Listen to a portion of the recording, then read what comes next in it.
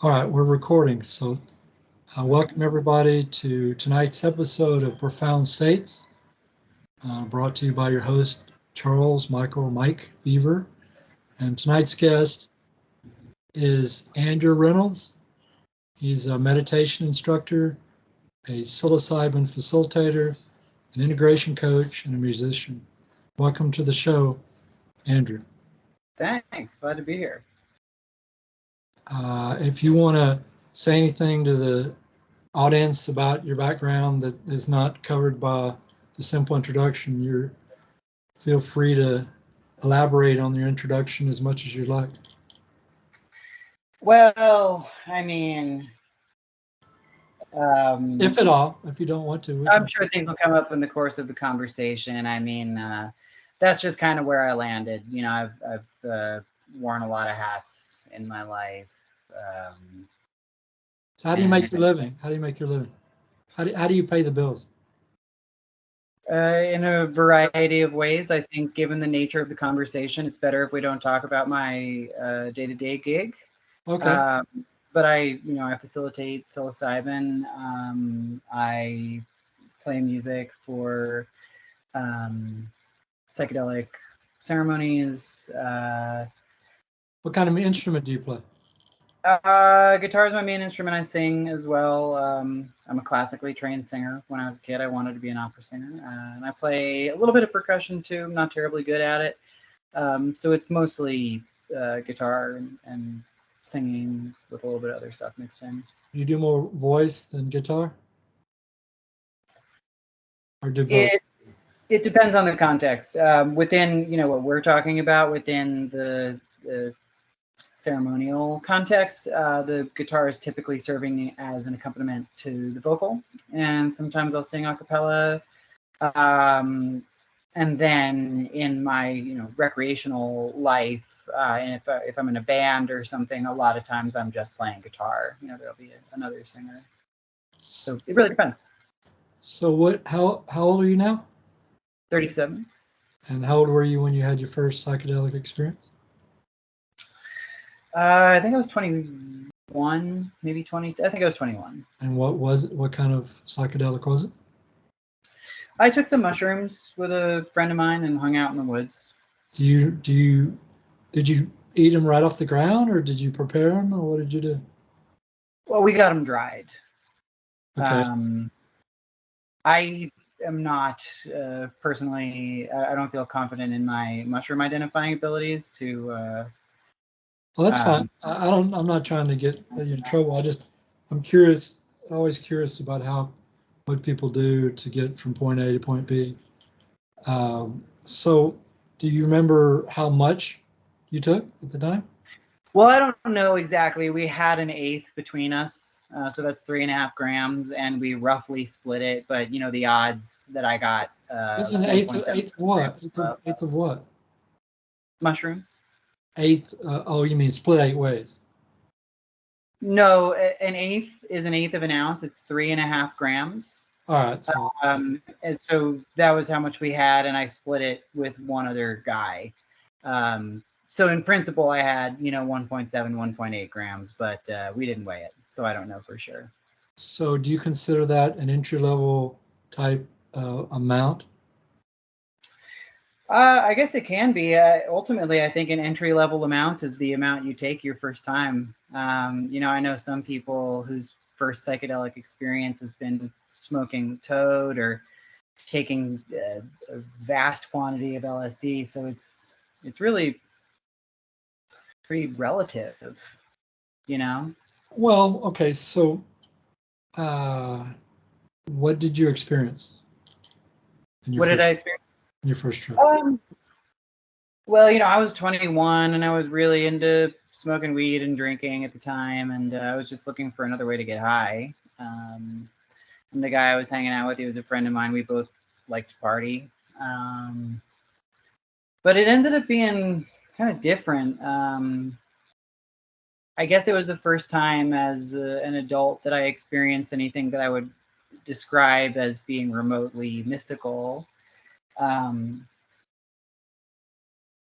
I mean, there's something so ineffable about the psychedelic experience that it's hard to speak to.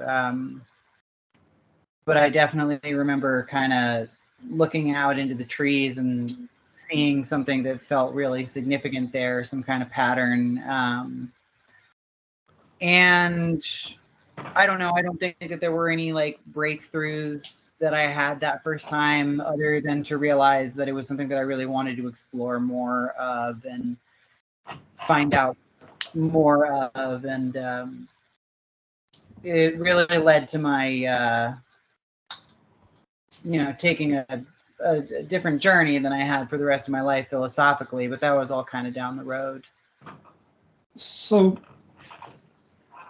I don't know if you want to say this or not, but from that experience to your present, relatively speaking, ballpark, how many times have you experienced psychedelics personally? I'm really not sure, but I think it's in the neighborhood of 500 times. And that's mostly which psychedelic? I've had more LSD than anything else. Do you prefer LSD over mushrooms? I wouldn't say that I have a preference when it comes to psychedelics. It's more just like if you got a problem with a nail, you need a hammer, and if you have a problem with a screw, you need a screwdriver. So it depends what you're trying to do, what you're trying to achieve, and picking the right tool for the job. So what does LSD do that mushrooms don't, and what do mushrooms do that LSD doesn't do? What, the way you described it just now, I assume that you've done a number of different types of psychedelics, and you understand from what you just said that what each one will do for you. So if you could explain each of those for every psychedelic you've tried, what they'll do for you, that would be cool. Okay, so psilocybin mushrooms. I mean, one of the most practical things to look at when it comes to taking a psychedelic is the amount of time that you have to commit to it. If you're going to take ibogaine, which is I have not had, I think that lasts for like 36 hours or so. Right. Versus smoking DMT, you commit to 15 or 20 minutes and you'll be out and back and have had time to, get yourself ready to go. LSD is like 8 hours, right? I think it depends how you measure it. I tend to feel like I'm on LSD for about 12 hours, 12 hours. But the last 4 hours the last 4 hours are just kind of residual. They're pretty light. Yeah. So, and mushrooms, how long do they last? That's one I don't know. I don't think I've never done mushrooms. I've seen mushrooms last for 4 hours, and I've seen mushrooms last for 13 hours. I think 6 is normal. Okay. So, how long have you been a facilitator? I think about 3 years, maybe 4 years. And which, I don't know if you want to answer, but which country do you live in? I live in America. I live in Denver, where psilocybin is decriminalized. Right. Colorado, yeah. So, anyway, of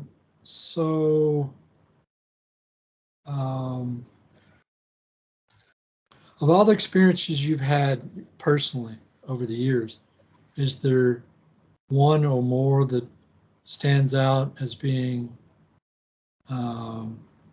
like if you got old and senile, is there one or half dozen or even more that really stand out as being breakthrough or unique or something that you'll never forget compared to the others?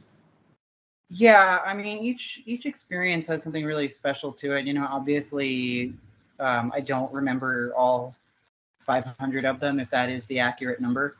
I think that probably if I was gonna, it would be hard to say, but if I was gonna, if I was being forced to answer, I would say my probably number one experience was my first time with ayahuasca. But it's also very contextual. I mean, my first time with ayahuasca has a great narrative. So did you So did you go to the Amazon jungle, or did you do it here in the United States?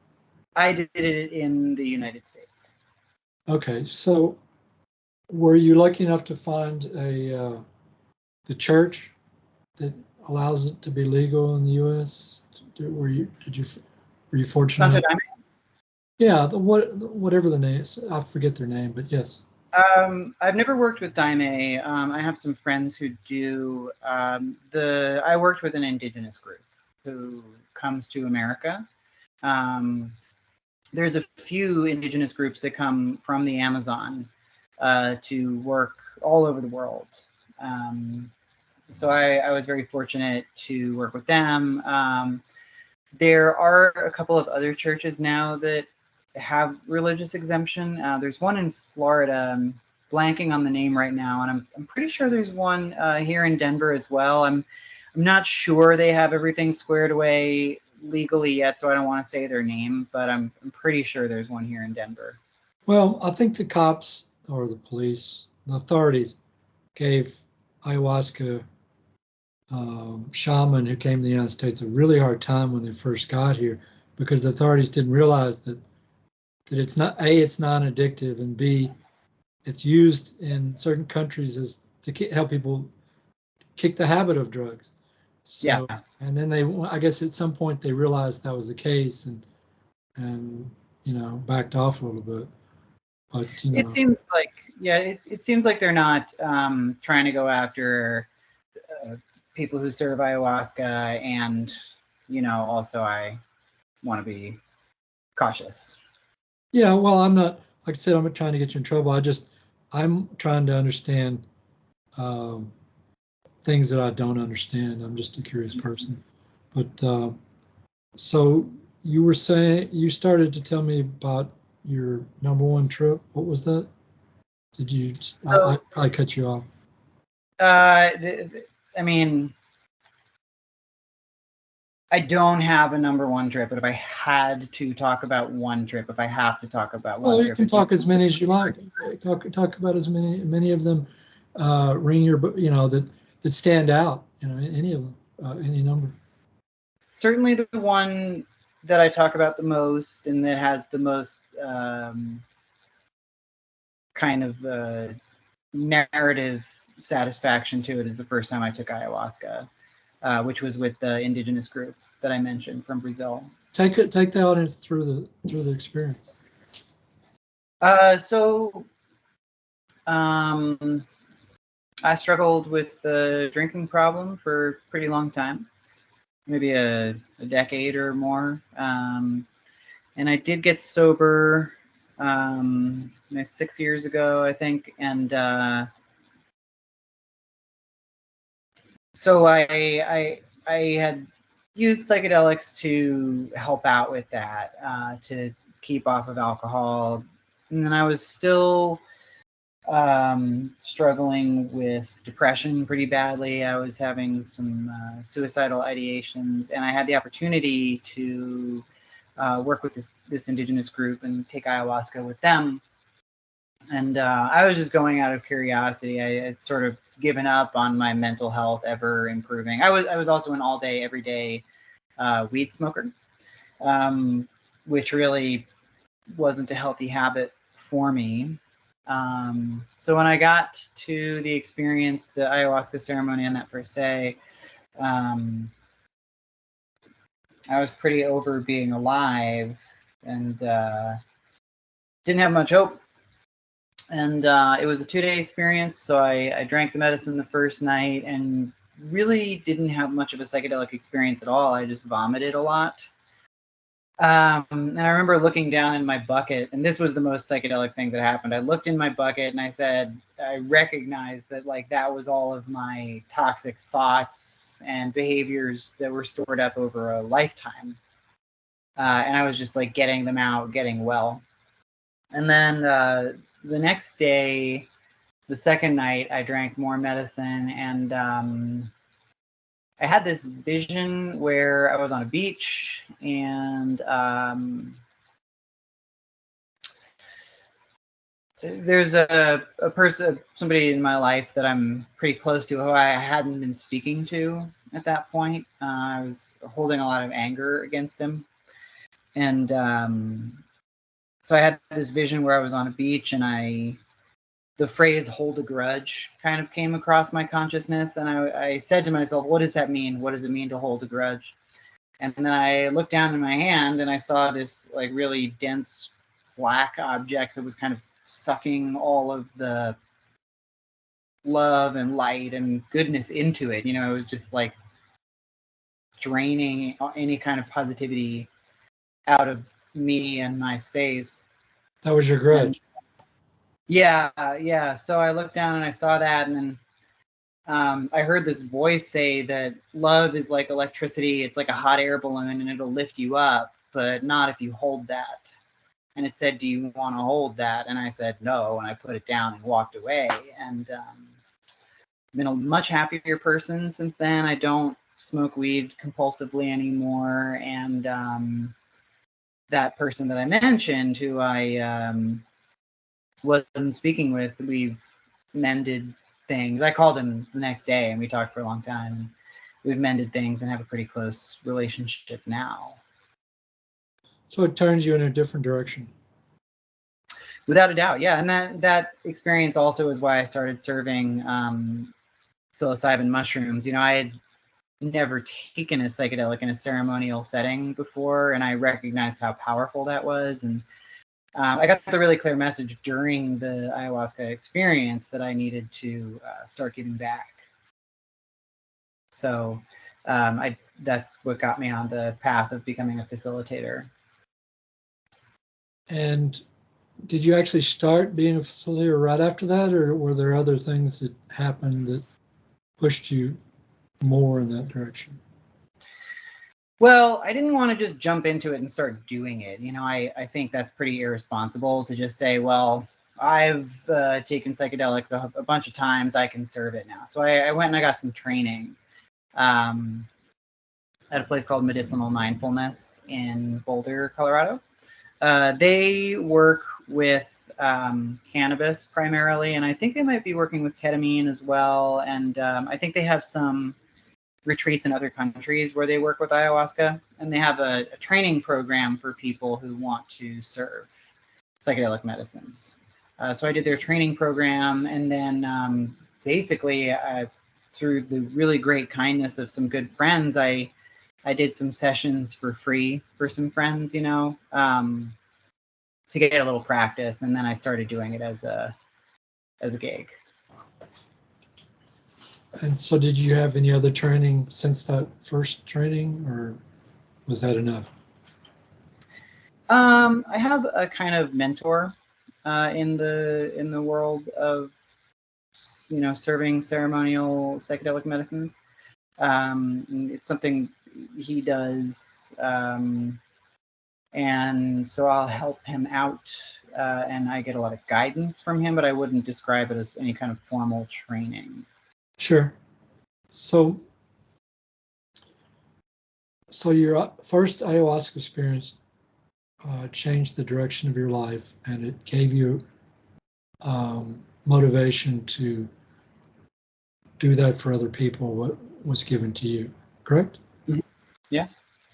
Is there any other information that you'd like to add in that area from that happened between that first experience and your present that would maybe benefit the audience?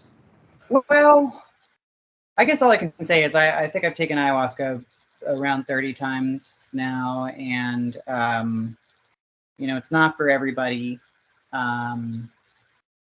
And that being said, I think it's just about the best thing a person can do for the planet and for humankind.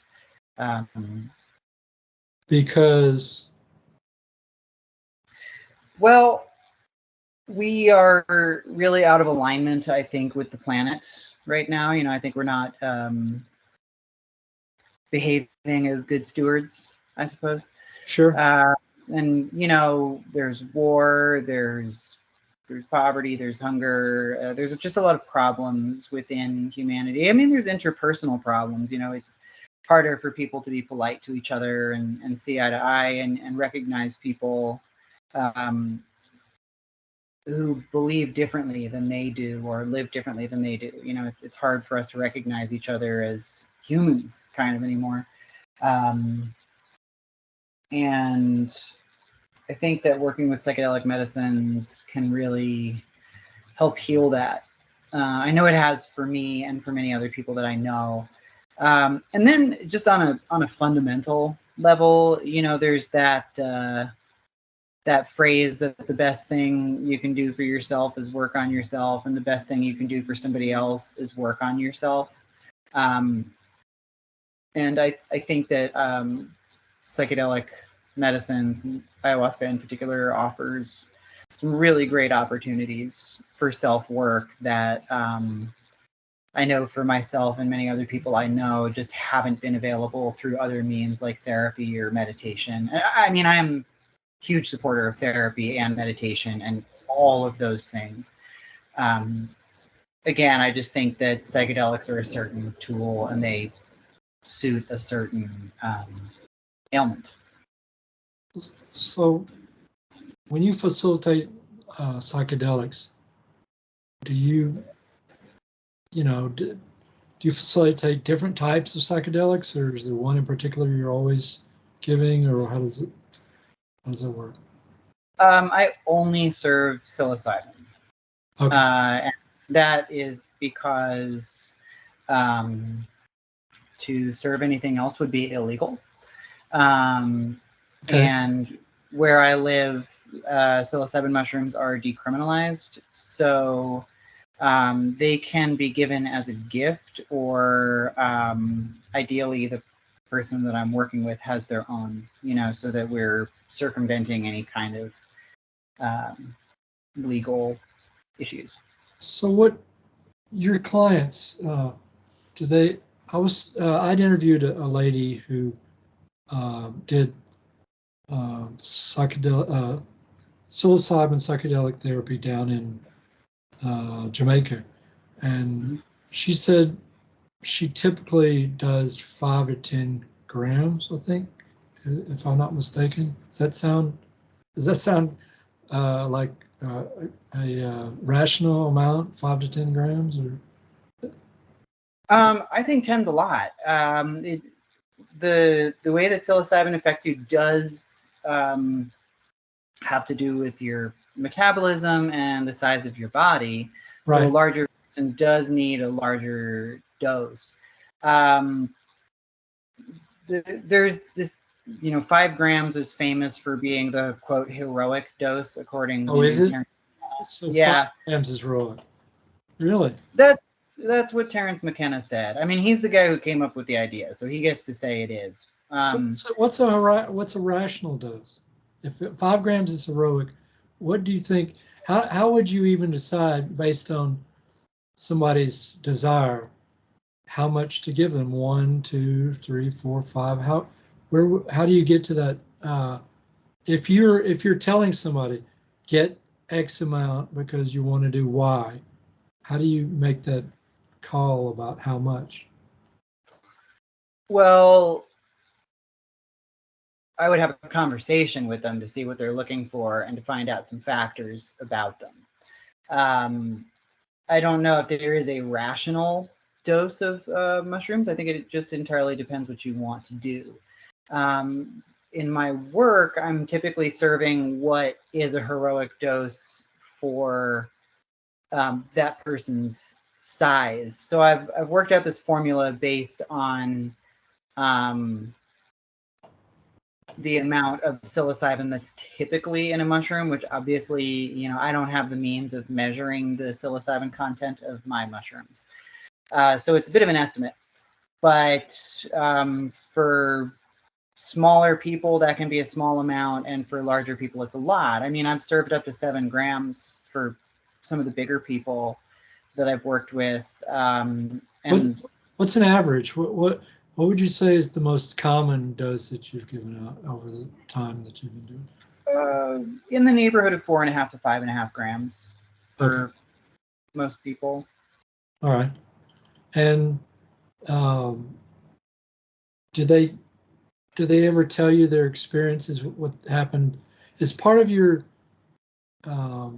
guidance with them, listening to their story of what they went through after they come out, or is that you just kind of let them kind of go through the experience totally without you're telling them anything unless they start a conversation on their own, or how does that all work? We always have a conversation at the end. I mean, I think that integration is really important if you want to get something out of the experience. So it is important to go through the processing aspect of it. My opinion is that it's not my place to tell somebody what they should or shouldn't be feeling or what their experience means. So I tend to ask a lot of questions rather than make statements. You know, I always have a pretty good conversation with people before the session. We usually talk on the phone twice for half an hour to an hour each time, so that we can establish where they're coming from and what their intentions are. So that conversation that we're having after the session, and I'm talking immediately after the session, like, you know, when they're still kind of up, but not really out in space. So we're going to talk about the things that they saw, felt, experienced, whatever they sensed, and what kind of intuitions they got, and how all of that relates to their predetermined intentions. And then I also give some guidance on some decent integration practices, we'll say, and also I like to have a conversation about 2 weeks after with people to check in with them and see how they're doing and offer any thoughts that I might have on their journey and their experience. Yeah, I think what you do after the trip is at least as important as what you do during. It's like anything. I mean, you know, if you go to therapy once a week and you don't do any work in between, you're not really going to get anywhere. You're just kind of going to be like on a hamster wheel. So doing that after work, that analysis and integration is kind of where the magic happens. Do any of your clients go through the, you know, like take you through the experience, sort of like you did a minute ago for the audience? Do they get that detailed, or do they just give you bits and pieces, or how do you get to hear the whole thing? Well, I don't think it's impossible to recount the whole thing. But people do tell me about their experience, and some people are just more talkative, you know, so they'll tend to tell me more, and then other people aren't. I mean, some people just kind of need some alone time and space after. I have never left a session without having a conversation. All I'm saying is that some people tell me every detail that happened, and I'm there for another 2 or 3 hours just on that conversation.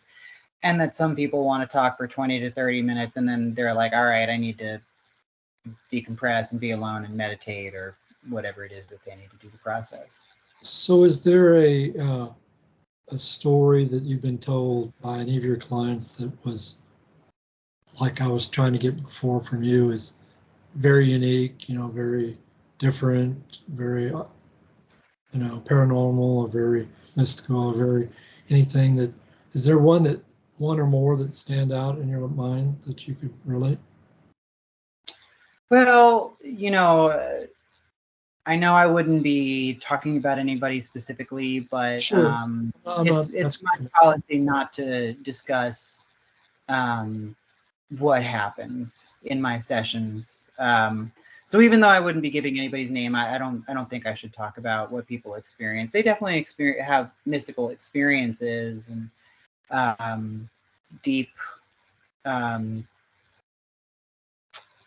mean, well, I was just thinking about, you know, like do you remember the DMT experiments that what's his face, what's the Strassman? yeah, Eric Strassman. I read his book, and he gets into all kinds of you know, aliens, and you know, all kinds of I don't think he necessarily goes through any particular story of any of his clients, but he does detail that they do experience some pretty amazing stuff. And a lot of those people have come forward publicly and related their experiences as well, in addition to what he's told. So I was just trying to see if you had clients that met aliens or went, out of their body to the other side, met God, things like that. I'm trying to get not necessarily even a whole story or even a huge segment of a story, but more like just some general ideas of what is possible through the experience, so that people can get an idea of what in general people go through, just from an interesting perspective. Like does people ever tell you about aliens or that they ran into, or like with DMT you have the guys with bouncing basketball thing, like Terrence McKenna talked about. And so I'm not even asking you to go through a story. I'm just really trying to get an idea of what's possible in general. You get my drift, right? I mean, I think that ultimately with psychedelics, a lot of things are possible. And I don't tend to get into the literalness of anything that anyone experiences. I would say that the most common reason people are working with me is because they have something that they want to heal, or they want to make some kind of connection with what some people might call the divine. Yes, that's you can go there if you want to talk about the divine in a general way. I would definitely say that common themes are people having kind of a mystical union experience with the universe or the divine, or I mean it tends to follow people's current belief system. Christian people tend to meet Jesus when they take mushrooms. There was a study done about that back in the 60s, a very flawed study, but a study nonetheless. Maybe it was the early 70s, I don't remember. But you found that in your clients also, that people tend to have experiences that are kind of geared towards their currently held beliefs. I would say it is a common experience. And I would say that another common experience is of people going through their pasts and sometimes remembering things that were lost to them, or getting to meet their inner child and kind of recognize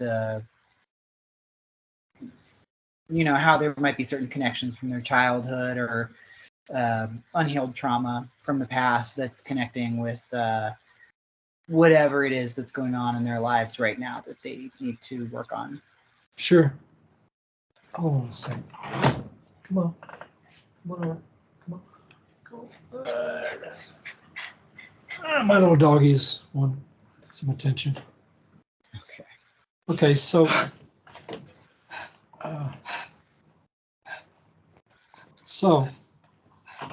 people have experiences with the divine. They have you had a client like go into the light, where they're like in a world of all light, or has anybody gone to heaven, or has any of them met aliens, or is there any other types of experiences you could speak about that they've had? I've definitely had people experience union. I've had people talk about. Well, hold on, stop there for a second. So union, do you personally have different, okay, if you listen to the trip reports that you can get through YouTube, they talk about all these different levels of unity, which, there's levels like you're with God, talking to God, and then other ones where you actually feel like God yourself. And then, obviously there's the ones people that that you don't hear much about, like when people have near-death experiences, they go to various levels and types of heaven, and those experiences are not necessarily uniform across from one person to the next. So have you had clients that have gone to different levels of heaven or different heavens or anything like that? I don't think I could say. No? I'm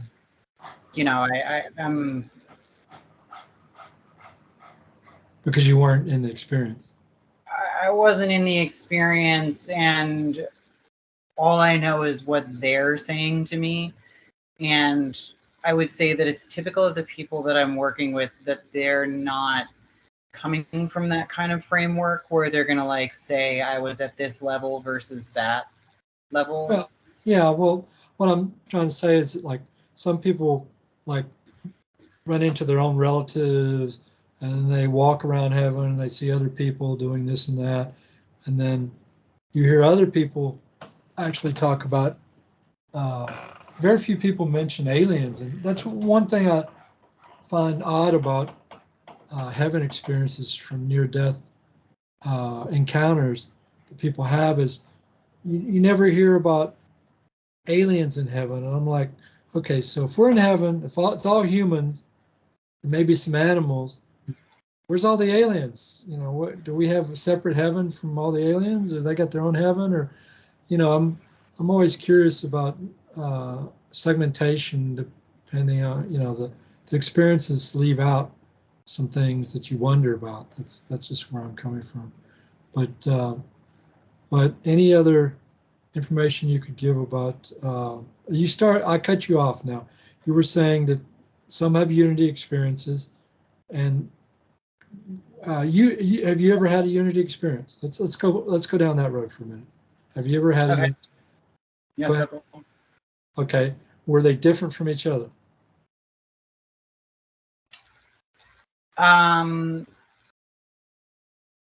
Within my own experience, there are levels of experiencing non-duality, and most of them,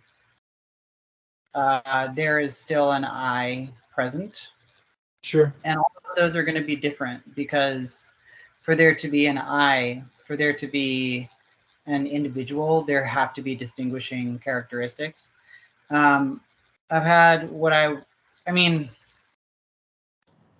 it's really hard to talk about this because it's really a non-verbal experience, and anything that I say about it will point inevitably in the wrong direction.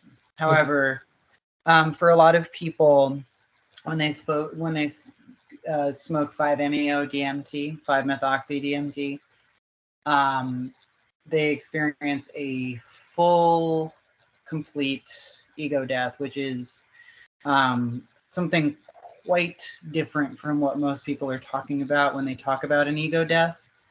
Have you ever had an ego death? Many, yeah. But again, is it frightening? Well, no, it's not, because if Not even there's the first no time. ego, Not even the first. there's no ego. Only an ego can be afraid. Okay. So if you've had a true ego death, there's nothing to be afraid. But I mean, once it's died, you're not afraid. But in the experience of dying, of having the ego death before you've actually had your ego die, that's never been. That can be scary. Yeah. I mean, the leading into it can be pretty scary. And I think it's just really important to surrender into it. I mean, what you fight, when you fight it, then there's tension and there's pain, and if you just surrender and let it go, it's all right. Did you have any problems surrendering your first time you had an ego death?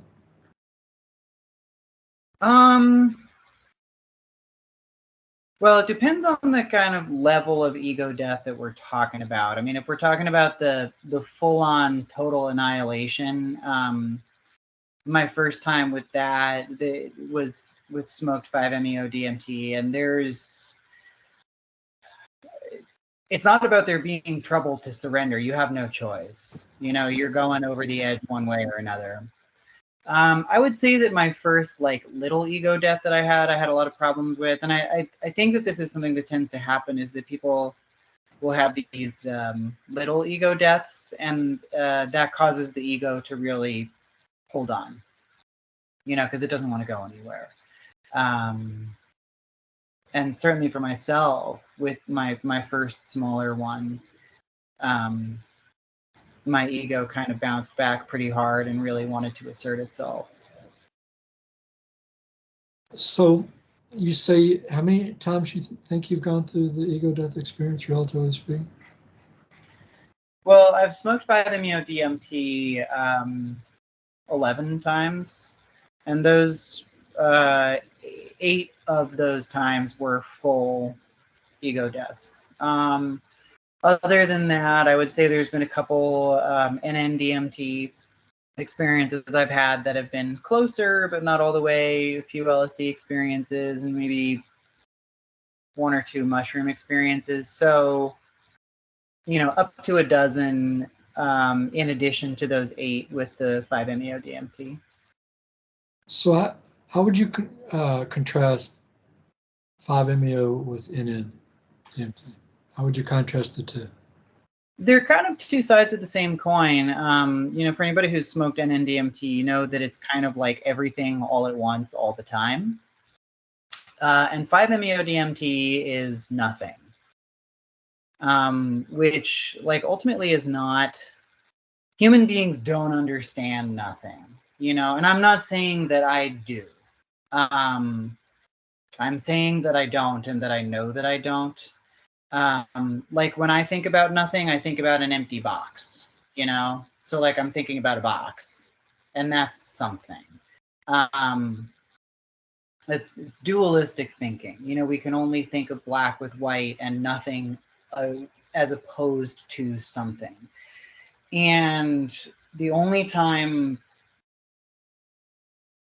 I've had any kind of glimpse or experience of true nothingness is with that 5-MeO DMT experience. And then also, like, I haven't experienced nothing because I can't experience nothing because I'm something.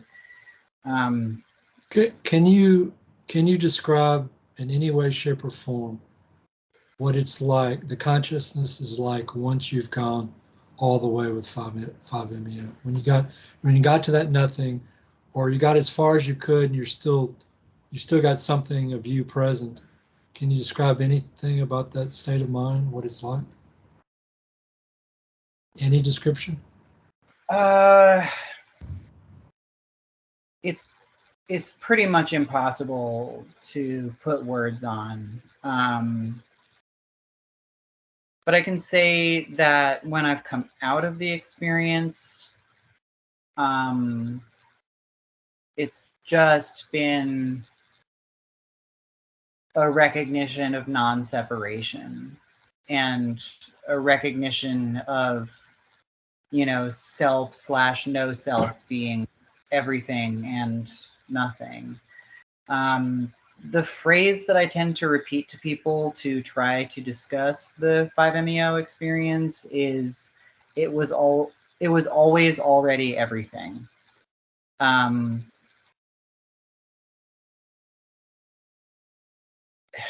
I've heard a guy talk about it. I don't remember who he was, but he said that he was in a group of people, and he said that he didn't want any facilitators like you around after the experience, because when he's in that 5-MeO experience, that's his time with God. And then when he comes out, he doesn't want to talk about God. He just wants to have the after experience, you know, the after effects. He wants to savor that experience with God without explaining it to somebody or going over it or anything. Have you ever? Is that something? That's anyway. That's just one person I heard speak about it. But okay, so what about the NN-DMT? Is there any particular NN-DMT trip that you took that did you experience the same entities that Terrence talks about, or were you ever in a space where there was a high domed ceiling that you were inside of? They describe like being in a room that's unbelievably huge, that has a dome ceiling. Did any of that stuff happen to you on DMT, or can you, if not, can you describe any of your experiences with DMT that come to mind? Something that stands out? I think that the sameness of DMT experiences in the popular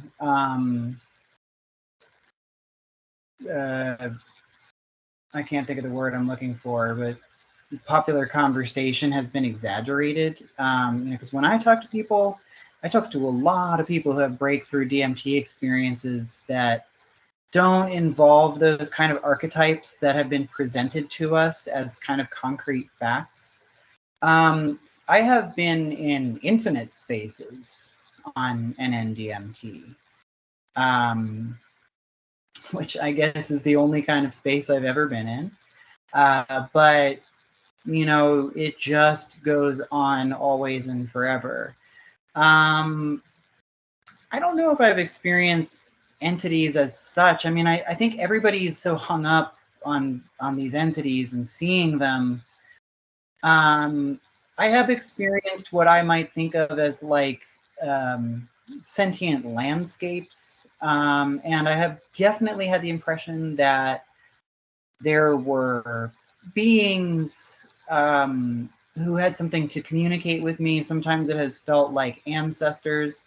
I've never experienced any of these self-dribbling basketballs that Terrence McKenna talked about. So if I stuck you on a exotic island and every drug in the world was legal, but you could only have one, you couldn't have any others. For the rest of your life, you had to do only one drug. Which is the most, do you think psilocybin has helped, would be the one you would choose? Would you choose acid? Would you choose NN or 5-MeO? Which drug do you think is the most awesome psychedelic you've ever experienced, that you think is like just the bee's knees, you know, sort of thing? Is there one that stands out that you like? So to take the word awesome literally, 5-MeO DMT is the most awesome. Okay. However, my desert island drug, so I'm assuming that when you drop me on this desert island, I am the person that I am now, and I've had all these previous experiences, right? Sure. Take it from your experience.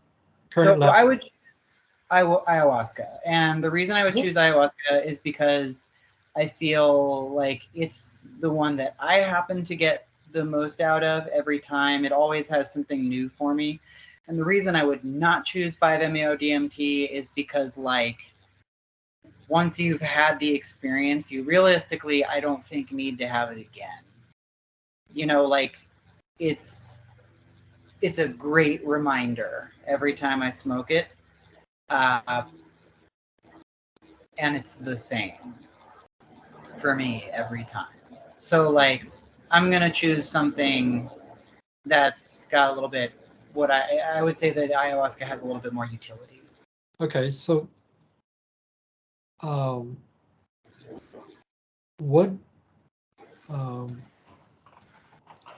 you say that 5-MeO is the same every time, but obviously it's a pretty awesome drug. So what can you bring back verbally about the experience that would, if anything, that would help people understand why it's so awesome? What is it? It doesn't give you the maturing or the change experience that ayahuasca does, but obviously there's something there, that a reason why you believe it's the most awesome, even though it's the same. What is it about that experience that you can describe will help the audience understand the experience under 5-MeO? Well, again, it's pretty hard to describe. But the best I can say is that I think it helps to give a little bit more of an accurate perception of the way things really are, and what an individual's place in that is, and a human's place, and to kind of recognize that all of our trials and tribulations are just kind of part of this thing that's happening, as opposed to being something that's happening to me, in my life. It tends to, I guess, help to be less egocentric and a little bit more just all of the water in the bucket. So would it be fair to say that it gives you a true understanding of the fact that everything is one? Is that the proper description? Everything is one. We're all one. It's all in the deep down. We're all one big thing. I think that's a way a person could phrase it, and I think that statement can mean a lot of things to different people. So, can you describe anything more that ayahuasca has done for you besides mend your relationship with your partner and set your path on the current one that is? Is there any other changes it's made to you over the time that you've had been with it? That any other changes in your life that you can think of off the top of your head that ayahuasca has done for you? Yeah, I mean, so it's the person I was referring to is not my partner. They're somebody else in my life who's been in my life for all of my life. I would say that my personal relationships were pretty unhealthy before I took ayahuasca. I was not having good relationships with women, and so that was no fun, obviously. Yeah, I was in a lot of unhealthy relationships, and I think that both romantic and friendships, and my relationships have really improved since I took ayahuasca for the first time, and I guess I just feel a lot more confident in myself, and I don't mean that in terms of like thinking I'm any more special or great than anybody else. But I think after taking ayahuasca, I would say that I have the confidence to just say, this is who I am. This is how I feel. You may feel differently. That's fine. That kind of self-comfort. And I mean, there's a lot of self-acceptance, self-love. I mean, I wouldn't have known what self-love was before. So it gave you self-love. Well, I don't think that psychedelics give you anything. I think they just show you a path that you can take to make that stuff happen. I mean, I think that they can, in the short term, kind of give you a reset, and it's still up to the individual to do the work, So what I would say is that ayahuasca kind of showed me where the path was, showed me what I could achieve if I took the path, and gave me a reset for a few months of just being in a really good place, a really loving place, open place to get going on the path. But with any psychedelic, you still need to, have boots on the ground to get the lasting change. So it showed you the path, and it gave you an opportunity to, or a little bit of breathing space to choose or not choose that path. Correct? That's pretty accurate. Yeah. So um, I don't know what exactly else to ask you. I've asked you about your experiences, your clients' experiences, and not specifically any one of those experiences, but just oh yeah, I know what to ask you. I asked you a question a while ago, and I gave you opportunity to get your first piece of that answer out, and then I cut you off again. Do you remember the question I asked you, and what was it? It was something you gave the first piece of it, and then I cut you off. Oh yeah, it was something about unity. What different levels of unity or something like that? What do you remember the question, and do you have more to say on that? Well, I think I don't remember the question specifically, but I think it had something to do with what my clients were experiencing in terms of Unity experiences. And I don't think I can. Yeah, you can't talk. But the one that you were talking about, it was something that you were able to speak about. It just that you mentioned the first thing. It sounded like you were going to rattle off a bunch of different ones, and I cut you off after the first one, and I'm sorry I did that. But is there any question I've asked you which you'd like to elaborate more on that you haven't? I think that the question you might be referring to is you were asking about what are the differences between different psychedelics and why would I choose them? What would I choose them for?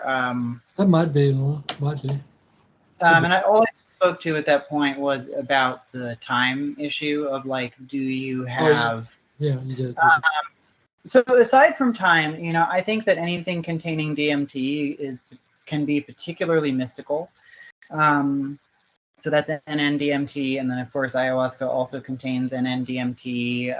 Psilocybin is closely related to DMT, but is not. But also I think tends to lend itself to a little bit more really deep mystical experiences, and they tend to be a little bit more visual. Those ones. And I think that the visual experience really helps to drive it home. And a lot of it is about the symbolism in the visuals. And you'll kind of get these moving pictures, that have some kind of representation of around what it is that you're working on. Or it might not be something you're working on. It might, be something totally new. So I know you talking about NN-DMT or ayahuasca? Where are we go? The visual, which substance are we talking about at the moment? So I'm referring to freebase and NN-DMT, ayahuasca, and psilocybin. And to be clear, ayahuasca contains two different chemicals. One of them is NN-DMT. Right. Sure. So it's similar. It's just it's a little slower, and it doesn't have the visuals though that the smoked version has, right? Oh, it absolutely does. Oh, it does. Yeah, most people, their first few times they take ayahuasca, it's less visual. But I mean, I had an ayahuasca experience a few months ago where I felt like I was just smoking DMT for like 3 straight hours. Oh, really? So yeah. Ayahuasca was actually like smoked, but even more so. Well, I mean, it just had the same level of visual intensity. I would say, and I mean, I saw some things that I think I have seen also on DMT. I don't know that for sure.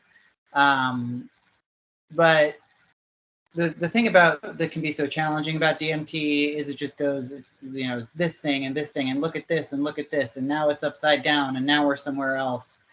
Whereas you might go through that same progression and the same level of intensity with ayahuasca, except rather than doing all of that in 2 minutes, you're doing it over the course of 40 minutes. So it just gives you a little bit more time to be with it and receive it and process it before you're on to the next thing. So you're saying that after 3 or 4 times, ayahuasca can be just as much of a visual rush as smoked? It can be, and it also really depends on the medicine you're drinking. A lot of people make weaker medicine. Right. Sure. So, well, is there anything about your practice, or like, that you want to give out to the audience to let them get a hold of you, that sort of thing? Is that something you want to do or not? You don't have to do. For a little while I had a website, and I just kind of thought that wasn't a great idea.